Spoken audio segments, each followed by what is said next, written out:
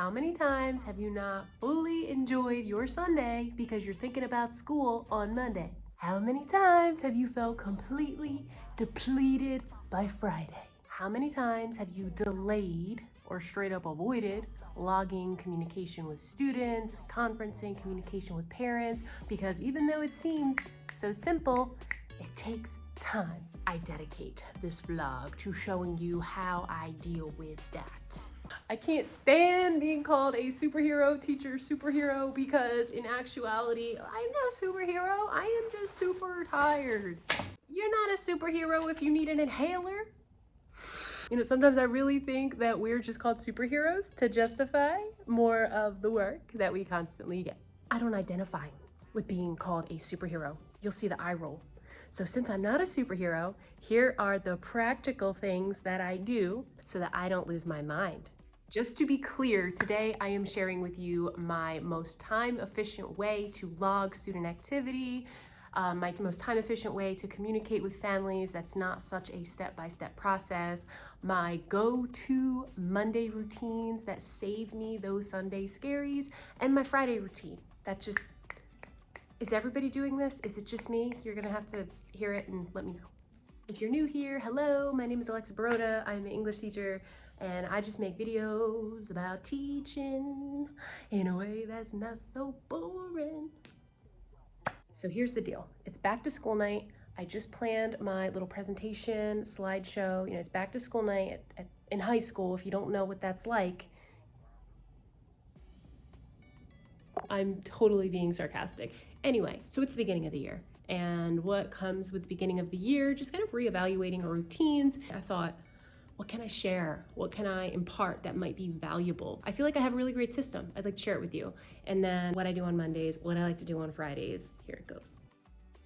I log everything, and when I say everything, I mean everything. I log everything in a Google Sheet. If you have not tried logging in Google Sheets, I highly suggest you do so. It is one place where you can store everything. You can literally use this sheet all year. You know, right now I have blocks 1, 2, and 3, but then I'm going to have another quarter of classes, more semester classes. You can add tabs for if you start a club or a program, or if you want a place to document, you know, how your small groups are working or classroom data. It could all be right here in one sheet. First, last name, I do it by school ID. So I could literally search up in Google Sheet their school ID number and it will just bring me right to them. I don't have to search for anything. And then I also have concerns. I could get really technical and divide it into, you know, overall concerns or parent communication. I just keep it all together. Okay, I just like to be able to go to a student's name and just see everything, okay? The negative, the positive, the conferences, the overall behavior, it's all there in one nice, nifty place. And I just like my setup that I have here. The numbers here, the names here, the ID numbers here. And then maybe you consider this the icing on the cake. It is so easily shareable. One link, you could add your administrators to it at any point if they want to see. If you're conferencing, like what kind of data you're collecting on your students, just share the link with them. What do they call that? Domain 4? One final benefit here is that you can access it from your phone. You have the Sheets app? Duh. But as I said, it's back to school night. Now, coincidentally, back to school night also falls on my final shot of Magic Mind in this little 2-week challenge that I'm participating in. Do I feel great? Do I feel the same? You know I'm gonna share with you. I've been updating you along the way. This is my final update.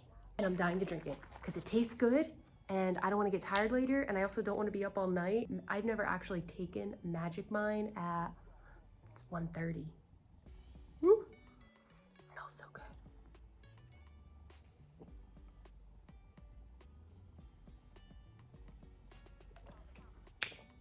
So if you're new here at Magic Mind, it is a mental performance shot.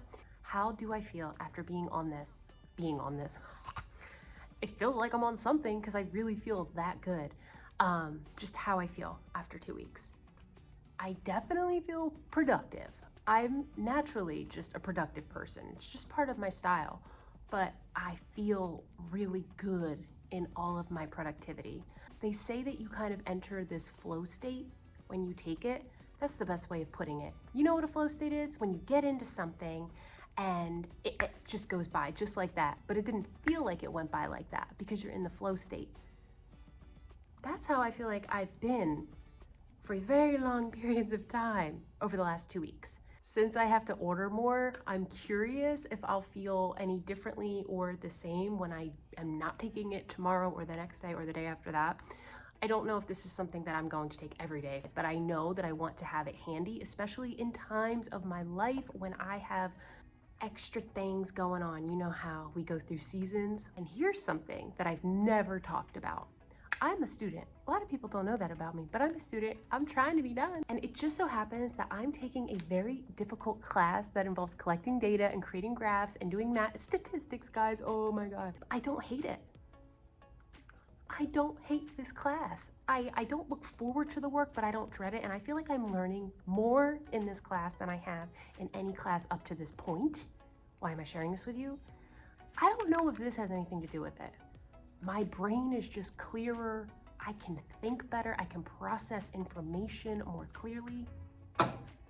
I do have a 20% discount if you want to try this 2-week challenge. Call me out on social media if you think I'm a liar. I am that confident. Blast me. Years ago, I used to do Mondays all wrong. I thought that Mondays were a day where I should just teach just everything, new vocabulary, a new skill, And it's not that I don't do that now, because I still think that Monday is a great day to introduce something new. But here's what I do differently. That makes my Sundays so much better and my Mondays so much better. I start class off with routine independent work. I have them involved in some kind of a program. The program I have behind me right now is quill.org. It's a writing program. Another one I might use is News ELA, read and respond to questions. Or there's different vocabulary programs. The possibilities are endless of what that independent work might be. I do Mondays backwards. Typically, if you're following a traditional lesson plan, you give a mini lesson first, and then you model and you guide, and then the independent work comes. I don't do that on Mondays. The independent work comes first. And just imagine all the pros that come with that, okay? You know, if my goodness, you don't get to something on Friday, you don't have to get to work early on Monday to get it done, because that independent time gives you a little wiggle room, but it gives you time for so many other things to breathe. You know, students are just like us. When they come in on a Monday, they're just waking up to the week as well. In regards to the communication log that I just shared with you, let's say you need to get to that. That could be a moment where you address your concerns. Carlos, I didn't see you for 2 days last week, and then log it, right? Or maybe you see Susie Q, okay? And you know that Susie Q just keeps coming in late, and you've been meaning to make that call, or you've been meaning to have that conversation, but you haven't yet. You can do it on a Monday. Get it right from the beginning, jot it down, and then move on with your life. Let's talk about Friday. I don't know about you, but Fridays for me are just very different. So here's my deal with Fridays. Fridays is a catch-up day. I'll show you exactly what I do. I do the same thing every Friday. It's also a building relationships kind of day. Let me explain what it tends to look like around here. Students can expect when they come in on a Friday that they're going to see some kind of checklist, or when I was a middle school teacher, I called it a menu. I called it some kind of a menu. I just whipped this up really quickly to give you a visual. If the work is more important or needs to be in greater detail, I will put it on a big piece of anchor chart paper. There are times when I feel like I need to specifically list out names, especially when it comes to testing. But just, you know, your regular traditional checklist, I'll review with the students. Did you do this? Did you do this? Did you do this? Did you do this? If you didn't, today's your day to catch up. And yeah, going back to the log in regards of like checking in with students, checking in with groups. Maybe you've had some negative behavior throughout the week. You need to call a parent. It just gives me a chance to get those things done. Now for the next part, because it's not just that, I teach 80-minute blocks, okay? We're not just doing makeup work for 80 minutes. I use this as an opportunity. Now I feel like students might call it Fun Friday. I know better. I think of it as building relationships Friday, but you know, Fun Friday just sounds less corny. Now this looks different depending on the week and the group. Okay, not all groups can handle the same kinds of fun. So here's some examples. Definitely review games. They love review games. They still love Kahoot. Kahoot, Blooket, Jeopardy. I love Jeopardy. Hot Seat. If you don't know what Hot Seat is, please watch that video. Please check it out on my Teachers Pay Teacher store.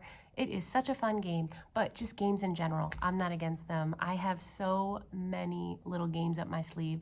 This vlog's not about the games, but I will say not all games have to be related to, like, academically related. It helps when they are, but they don't have to be. You know, we're trying to reach a variety of students, and there are some students who end up in our rooms who academically, they're struggling, or even though they don't look like they're struggling, they're just not really engaged. So I like to have a variety of things to do. I do a Friday raffle. I will distribute, they're just little scrap pieces of paper, and I write students' names on them, and I give them out throughout the week for all different reasons. And then on Friday, we do a little Friday raffle. I'll pull 2, maybe 3 names out. They get a little snack, a little prize, but you can take that and you can do more with that. For example, you can use that raffle time as an opportunity to talk about quiz grades or how we're doing overall as a whole class in a certain area. Let's say games aren't really your style, or that they are, but you don't want to do a game every Friday because it actually can be kind of exhausting, you know, especially if you had a long week. You might not want to play a game. Something else that you could do, this is a great opportunity to play a really cool video. You know, is there something that you want your students to see? Maybe it's something that will inspire them. Maybe a student had talked about something that was really, really cool, and here's an opportunity to say, hey, like, do you want to play it? Should we watch it? It could be a presentation day. I think I've gotten my point across. If you enjoyed this video, if you got anything from it, please give me a like, because that just kind of shows me that you liked it. Otherwise, I don't know. Pray for me that I actually meet a parent, and I'm getting out of here. I'm taking a break. I'll see you next time. Bye.